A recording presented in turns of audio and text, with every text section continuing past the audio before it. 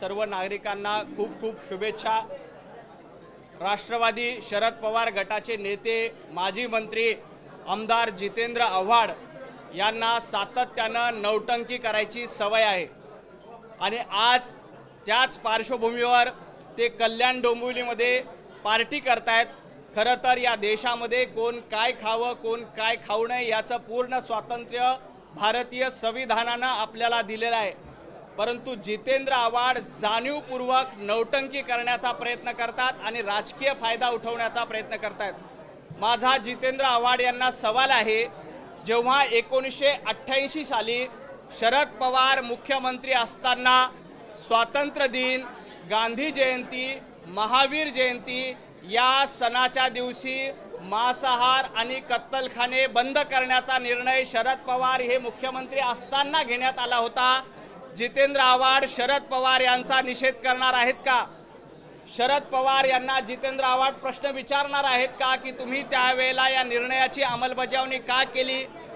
एवढंच नाही, जेव्हा महाविकास आघाडीचं सरकार होतं, उद्धवजी ठाकरे मुख्यमंत्री होते, तेव्हा देखील 2022-2021 मध्ये अशाच पद्धतीनं 15 ऑगस्टला कत्तलखाने बंद होते, मांसाहार विक्री बंद होती। तेव्हा जितेंद्र आव्हाड त्या सरकारमध्ये मंत्री होते। जितेंद्र आव्हाड मंत्री असताना त्या निर्णयाची त्यांना कल्पना नव्हती का? तेव्हा जितेंद्र आव्हाडांनी 15 ऑगस्टला जाऊन अशा पद्धतीची नौटंकी का केली नाही? फक्त भारतीय जनता पार्टीचं सरकार आलं, आदरणीय देवेंद्रजी फडणवीस साहेब मुख्यमंत्री झाले की अशा पद्धतीची नौटंकी जाणीवपूर्वक जितेंद्र आव्हाड यांच्याकडनं सातत्यानं केली जाते। जितेंद्र आव्हाडांची भूमिका हिंदू सणांना बदनाम करणं, हिंदू सणांची खिल्ली उडवणं अशी सातत्यानं राहिलेली आहे आणि मी जितेंद्र आव्हाड यांच्या या कृतीचा तीव्र शब्दात निषेध करतो। अशा पद्धतीची नौटंकी करण्याचा अधिकार जितेंद्र आव्हाड यांना नाही आहे।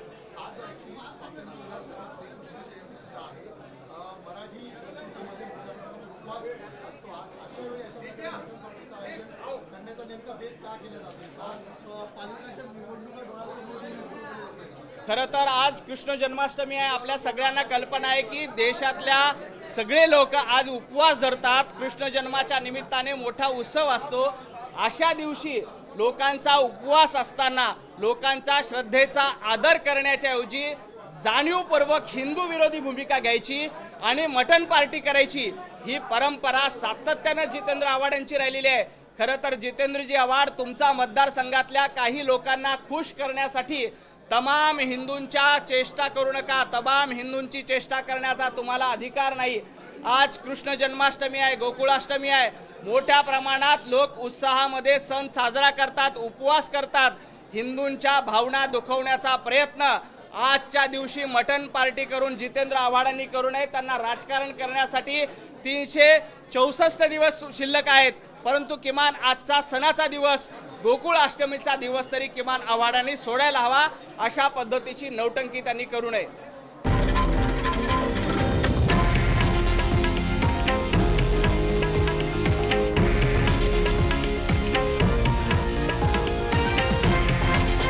हे आहे देशातील नंबर 1 न्यूज नेटवर्क आणि आपण पाहत आहात TV9 मराठी, एकमेव।